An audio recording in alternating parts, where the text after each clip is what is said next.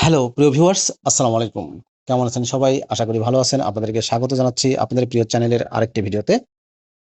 বেসরকারি school, college, মাদ্রাসা ও কারিগরি শিক্ষা প্রতিষ্ঠানে নবম শিক্ষক নিয়োগ বিজ্ঞপ্তির মাধ্যমে ৭০,০০০-এর বেশি শিক্ষক নিয়োগ দেওয়া হবে। এই নবম শিক্ষক নিয়োগ বিজ্ঞপ্তি নিয়ে এনটিআরসির সভা হয়েছে আজকে।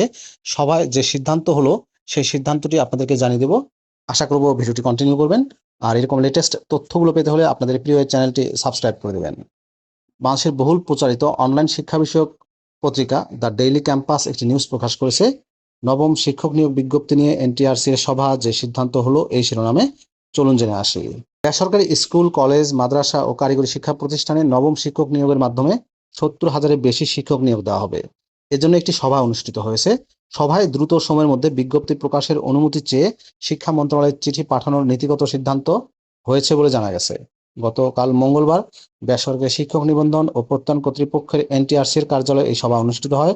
সভায় এনটিআরসি এর চেয়ারম্যান অতিরিক্ত দায়িত্বে মোহাম্মদ নুরে আলম সিদ্দিকী সভাপতিত্ব করেন।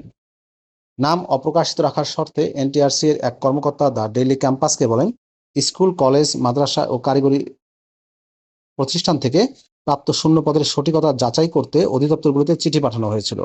সেই চিঠির জবাব অর্থাৎ পদের সঠিকতা যাচাই কার্যক্রম শেষ হয়েছে।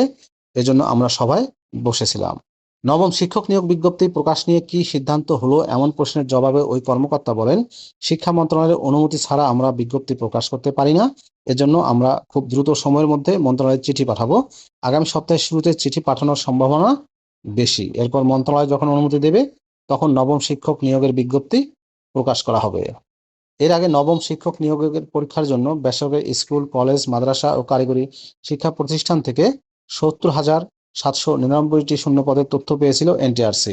এর মধ্যে সবচেয়ে বেশি শূন্যপদ ছিল সহকারী শিক্ষকের ৪৪,৬৯১টি।